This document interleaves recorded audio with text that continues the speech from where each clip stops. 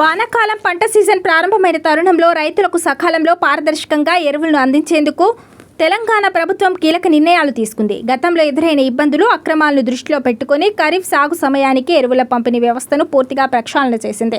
రైతులు, దళారుల చేతుల్లో మోసపోకుండా గతేడాది రాష్ట్ర ప్రభుత్వం ప్రవేశపెట్టిన ఫెర్టిలైజర్ బుకింగ్ యాప్లో కీలక మార్పులు, అప్డేట్లను తీసుకొచ్చారు. గతంలో ఈ యాప్ ద్వారా ఎక్కడి వారైనా ఏ ప్రాంతంలోనైనా యూరియా బుక్ చేసుకునే వెసులుబాటు ఉండడంతో స్థానిక రైతులకు ఎరువులు అందక తీవ్ర ఇబ్బందులు పడ్డారు. ఈ సమస్యను అధిగమించడానికి ప్రస్తుత సీజన్ నుంచి మండల యూనిట్ విధానాన్ని అమల్లోకి తీసుకొచ్చారు. దీనివల్ల రైతులు కేవలం తమ సొంత మండల పరిధిలోనే యూరియా బుకింగ్ చేసుకోవడానికి వీలుంటుంది. ఫలితంగా స్థానిక రైతులకు సకాలంలో ఎరువుల కోటా దక్కనుంది. గతంలో కొందరు ఎరువుల డీలర్లు తమకు తెలిసిన వారికి ముందే సమాచారం అందించి ఆన్లైన్లో తప్పుడు లెక్కలు చూపిస్తూ నిల్వలను ఆఫ్లైన్ ద్వారా పక్కదారి పట్టించేవారనే ఆరోపణలు వచ్చాయి. దీన్ని నిరోధించేందుకు ప్రభుత్వం యాప్లో అదనపు సెక్యూరిటీ, టైం లాకింగ్ ఫీచర్లను జోడించింది. ఇకపై డీలర్లు తమ వద్ద ఉన్న యూరియా స్టాక్ను మధ్యాహ్నం 3 గంటల తర్వాత ఆన్లైన్లో నమోదు చేసిన అది రైతులకు మరుసటి రోజు ఉదయం 7 గంటలకే స్క్రీన్పై కనిపిస్తుంది. అలాగే ఉదయం 7 గంటల తర్వాత ఆన్లైన్లో అప్డేట్ చేస్తే అది మధ్యాహ్నం 3 గంటలకే రైతులకు అందుబాటులోకి రానుంది.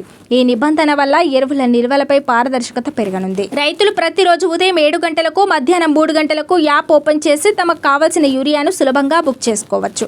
గతంలో పలువురు రైతులు, వ్యాపారులు యూరియా కొరత వస్తుందనే భయంతో పంటల నమోదు సమయంలో మొక్కజొన్న పంటను ఎంపిక చేసుకునేవారు. ఎందుకంటే మొక్కజొన్న సాగు చేసే రైతులకు ఎకరాకి 5 బస్తాల యూరియా అందించే వెసులుబాటు ఉండేది. దీన్ని ఆసరాగా చేసుకుని కొందరు అవసరం లేకపోయినా ఎక్కువ బస్తాలను పొంది నిల్వ చేసుకునేవారు. ఈ దుర్వినియోగాన్ని అరికట్టేందుకు వ్యవసాయ శాఖ ఈసారి నిబంధనలను కఠినతరం చేసింది. ఈ వానాకాలం సీజన్ నుంచి రైతులు ఏ పంట సాగు చేసినా సరే ఎకరానికి కేవలం 2 బస్తాలు మాత్రమే బుకింగ్ అవుతాయి.